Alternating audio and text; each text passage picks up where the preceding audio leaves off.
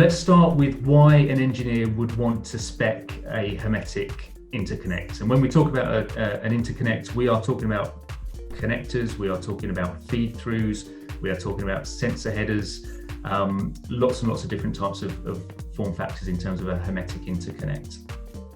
So the big thing is when you think about a hermetic, it's really, there's some lower end interconnects out there, and then we know that we've got our harsh environment, really rugged interconnects that at a higher level, and really hermetics are at the sort of high end of the high end. This is when you need the absolute most reliable electrical performance over the longest period of time. That's when you start to look at a hermetic interconnect. The main thing that people are after, and the main driver of a hermetic, is needing something that is leak tight. So as I say, trying to keep one thing on one side of the interconnect and not get through to the other. So it might be a fluid, so it might be aviation fuel, for example, or a chemical, or seawater. It might be a gas. You might have a gas analyzer that you're trying to use to make sure that there's no explosive gases in the environment you're in, or check oxygen levels or something like that.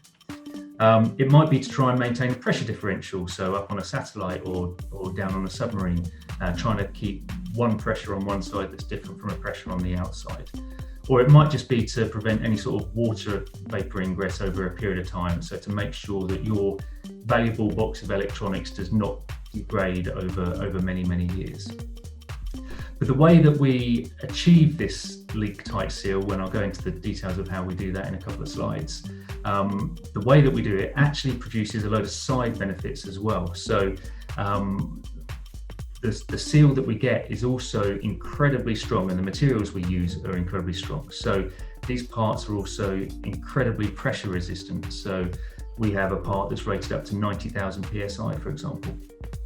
Also incredibly temperature resistant. So we are, with a glass to metal seal hermetic, we're using a metal housing, we're using the pins, we're using some glass, and with just those materials and with the manufacturing process that involves some quite high temperatures, we end up with a part that's incredibly temperature resistant. So parts we have that will work electrically up to 450 degrees C, and we have parts that work as a fire break up to 1000 degrees C.